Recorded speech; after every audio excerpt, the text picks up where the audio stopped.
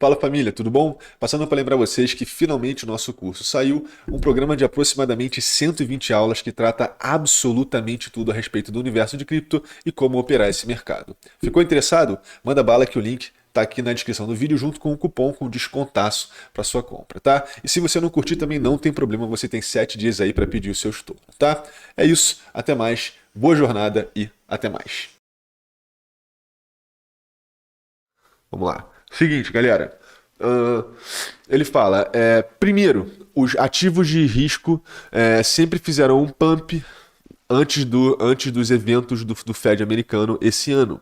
E logo depois que essa notícia saiu, o Fed caiu. Isso não é notícia, isso não é novidade para ninguém, galera. Inclusive eu trouxe para vocês, para quem é da comunidade, tá na parede da comunidade aqui no YouTube, o link com o estudo que o Tony Vez trouxe pra gente, justamente a respeito disso, do movimento do price action no dia anterior, no dia e no dia seguinte dos anúncios do Fed. Então, se você perdeu esse estudo, dá uma olhada porque é muito rico mais uma vez, tá? E ele fala que a reunião de junho do mês passado, né, do FOMC fez com que o Fed subisse 75 pontos base, ou né, 0,75%, a maior subida desde 94. Então nós temos aqui mais subidas de taxas de juros esperadas até que a inflação seja normalizada, tá? Lembrando que aqui foram as datas do FOMC. Olha que bizarro. Olha que bizarro.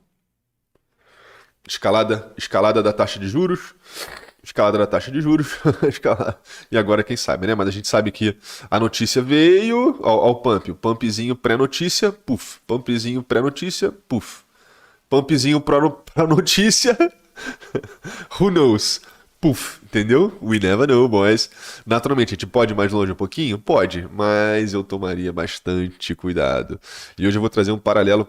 Eu vou trazer para vocês mais uma vez, de uma maneira bem direta, do que pode acontecer, do que eu espero que aconteça, caso a gente de fato já comece a corrigir agora, tá? Eu vou trazer para vocês o que eu acho, provavelmente, que é onde a gente vai pegar, tá? Beleza. Seguindo, aqui ó. E ele fala que o ambiente econômico maior, né, ou no caso a macroeconomia, não aumentou, não mostrou nenhum aumento benéfico desde a última reunião. Ele fala inclusive que o dado de que a inflação continuaria a correr loucamente, continua, e as leituras de um mercado forte continuam fortes, entendeu? Essa é a parte mais importante. A leitura de empregabilidade continua segurando bem forte. E agora vem o que eu falei para vocês. Quando a gente vê que a força empregatícia está forte, o Fed tem total OK go para continuar subindo as taxas de juros, entendeu? Essa é a grande verdade. E outra coisa que eu já vou, mais uma vez, eu vou sair em off rapidinho aqui, para trazer um ponto que eu achei super legal, que inclusive o John Oliver comentou também, que é o seguinte: muitas pessoas veem a inflação muito mais pelo lado da demanda do que pela oferta. Muito mais. E o que as pessoas não entendem é que tanto a oferta quanto a demanda são duas partes iguais de um todo. E que todo esse medo que a gente tem a respeito de uma recessão está muito mais em cima da oferta do que da demanda. Muito mais. Qual é a novela do momento agora? Tá? Da maneira mais abrangente possível. O mundo ainda não sabe, a gente está no processo de saber se a velocidade que as coisas estavam se expandindo, que os negócios estavam crescendo, que os produtos estavam sendo vendidos, que as matérias-primas estavam sendo criadas, que os bens caros estavam sendo produzidos, se esse ritmo ainda vai continuar ou se ele já começa a decrescer. E ele decresceu, isso é óbvio, por causa da pandemia. Mas, vou dar um exemplo óbvio. A gente precisa saber se a gente vai conseguir, por exemplo, ter mais grãos esse mês ou nesses meses do que nos próximos meses que seguirão. Se o jeito que a economia está andando, será que as empresas, por exemplo, que produziam esses grãos, vão continuar a produzir a mesma quantidade de grãos ou mais? Isso se encaixaria em um cenário de uma economia se expandindo. Agora, se no frigir dos ovos a gente vê que todos esses negócios, essas empresas, esses serviços já não conseguem mais colocar a mesma quantidade para fora e que agora vão estar entregando cada vez menos, esse é o retrato de uma recessão.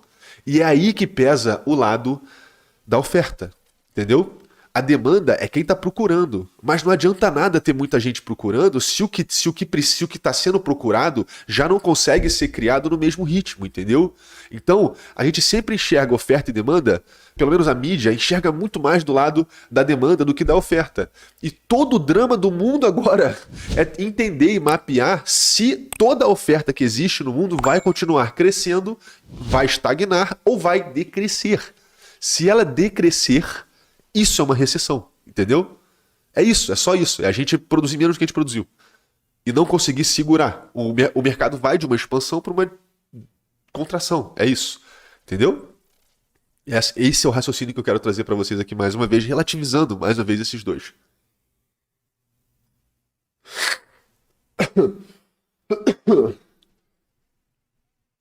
E mais uma vez, quando muitos empregos são perdidos, é muito mais fácil você controlar a inflação, porque tem menos gente comprando. Se tem menos gente comprando, o preço não pode subir tão alto, entendeu? É triste pra cacete, né? No frigir dos ovos, quem perde com isso é a classe média baixíssima. Então, né, é por isso que a gente tem uma certa raiva dos governos aí, porque as regras que foram setadas pra gente seguir o jogo são regras que, infelizmente, beneficiam quem tá lá em cima, tá? É triste, mas é assim que acontece. Né? Parafraseando, se não me engano, El Chan. E o rico cada vez fica mais rico. E o pobre cada vez fica mais pobre. Já conhece. Como é que é? É que o de cima sobe e o de baixo desce. Entendeu? É mais ou menos assim. Lá atrás, né? Os caras já sabiam. Já sabiam lá atrás como é que o negócio estava continuando, tá? Bom, seguindo. As meninas. Pô, as meninas. Como é que eu ia saber que eram as meninas, mano? Pô, eu era uma criança nessa época. Peço perdão, só lembro porque, né?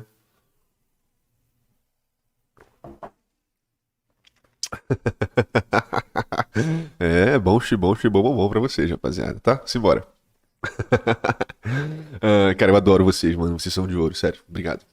Obrigado por entrar nas minhas noias comigo aqui, nas minhas viagens. Bom, então ele fala, sim, as datas de emprego permanecem sólidas, e isso é bom para quem está procurando emprego e para quem está querendo gerar emprego. O que você acharia que seria bullish para risco. Mas, mais importante que isso é que esse dado sinaliza para o Fed de que ele pode sim subir as taxas de juro agressivamente para antes que o mercado de empregos quebre. E isso, na verdade, né? E ele fala que, na opinião dele, isso é uma leitura bearish e não uma leitura bullish. Na verdade, é uma leitura bullish no longo prazo e uma leitura bearish no curto prazo. Porque no curto prazo, a leitura que o Fed tem é, cara, a gente não tem muitos caminhos para seguir que sejam caminhos que a gente não esteja com a arma na cabeça, basicamente. E pela primeira vez o Fed tem uma folga maior para subir a taxa de juros sem que isso seja demonizado, entendeu? É difícil de explicar, mas eu vou aos poucos tentando construir o raciocínio e vocês vão me dizendo, vocês vão entendendo depois, tá? Beleza, ele fala aqui, 4. Enquanto o mercado de emprego nos Estados Unidos continuar a se segurar, nós estaremos ali sempre com a possibilidade de subir, né, de apertar mais, de seguir com o aperto monetário, tá? Aí ele fala... E ele fala, o Fed sabe muito bem que quebrar o mercado, né, que emprega, claramente vai acalmar a inflação. E eu espero que depois de tudo que eu expliquei para vocês agora, vocês entendam, né? A bolha de 2000 foi assim, a bolha de 2008 foi assim, 2018 foi assim, e não vai mudar, entendeu? É sempre assim.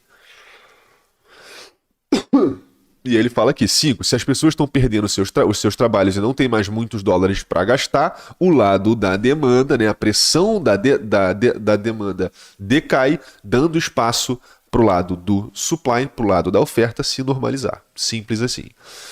Quebrando o mercado que emprega é a ferramenta mais poderosa para combater a inflação. E eles fazem isso pelos últimos 40 anos. Ah, não, perdão. Para combater a inflação que está agora correndo na sua máxima de 40 anos, tá? Peço perdão pela gafe, às vezes eu vou lendo rápido aqui, e nessas traduções simultâneas algumas coisas se perdem, eu tento ser bem... Eu tento, às vezes, até ser um pouco mais calmo para conseguir traduzir certinho para vocês, tá? E ele fala, isso aqui é uma explicação breve do porquê que o Fed vai continuar com o seu aperto monetário e que provavelmente isso vai ser um ok go para o mercado seguir vendendo ativos de risco. Não necessariamente só Bitcoin, não necessariamente só cripto. Todos os ativos de risco, na teoria, de acordo com essas leituras, vão continuar a sofrer, tá? Agora vocês entendem o porquê do título dessa live? Espero que agora fique claro para vocês. E ele dá solta aqui que o Bitcoin vai passar muita dificuldade para passar além dos 28 até que esses dados comecem a se deteriorar, tá? Dados de emprego comecem a se deteriorar. Show? Então, mais uma vez, lembrando, os alvos que a gente tirou estão exatamente nos 27 e 28. Então, só super de acordo também com a leitura gráfica. Ele fala, por que eu coloco o foco nessa deteriorização da empregabilidade como um todo? Ele fala que vai ser um sinal de que o Fed está bem próximo de atingir um máximo de rispidez ali nas suas ações, né? Está chegando no máximo de força, né? de subida de taxa de juros, no caso, que está chegando no máximo de subida de taxa de juros necessária, o que vai ser seguido depois de uma neutralidade e depois, provavelmente, né? Um comportamento mais calmo, um dovish, né? que é o comportamento quase que benéfico ali, né? A pomba da paz salvando. E ele fala que atualmente os mercados veem essa neutralidade entrando lá para o meio de 2023. E logo do meio de 2023 para frente, provavelmente nós teremos medidas mais tranquilas, medidas mais em prol de um mercado que vai voltar a crescer, tá? E aí ele fecha aqui dizendo que ele acredita que essa mudança para neutralidade vai prover a base para a nossa próxima corrida. Que aí sim, quando passar para uma leitura mais benéfica, que nem a parte mais, em vez de dove, em vez de rock, a gente vai ter, em vez de uma águia, a gente vai ter um pombo, pombo da paz, que uma vez que isso acontecer, vai ser perfeito para a gente ter uma corrida explosiva. E aí, eu vou ser muito sincero com vocês, eu acredito que a gente fazer essa leitura já para 2023 acaba sendo muito mais o que eu quero, no caso até com ele, máximo respeito pelas análises dele, mas é muito mais... Né, a gente tendo a experiência de entender que as coisas mudam muito de acordo com a narrativa. Eu acho que a gente olhar para esse cenário, super legal, deve ser levado em considerações? Deve ser levado em consideração, mas eu não bateria o martelo mesmo a respeito disso. Seria o cenário perfeito? Seria o cenário perfeito absoluto, porque a gente sofre ao longo desse ano, no início de 2023 a gente fecha essa dor, no meio de 2023 até o final de 2023, praticamente 2024, a gente já começa a subir, já começa a preparar esse chão praticamente imperfurável, para 2024 chega o halving, blau, nova alta histórica, entendeu? Na teoria o timing tá certinho, mas tá bom demais para ser verdade, eu tenho que ser honesto com vocês, vamos mês a mês, no caso vamos semestralmente aqui, conseguindo talvez ter umas leituras mais precisas do que vai acontecer daqui a um ano, porque a gente sabe que ano passado estava todo mundo falando que não teria inflação e agora a gente sabe onde a gente tá onde a gente está. Então, porra, daqui a um ano pode ter Terceira Guerra Mundial, pode ter um zilhão de coisas, entendeu? Então vamos com calma, assistindo o conteúdo aqui 24/7 para conseguir ficar por dentro disso tudo. Então, para fechar, galera, para fechar, a gente fecha literalmente aqui, né? Isso. E ele fala, eu acredito... então, atualmente o mercado tá se posicionando por uma escalada de 75 pontos base e que a especulação de 100 pontos base...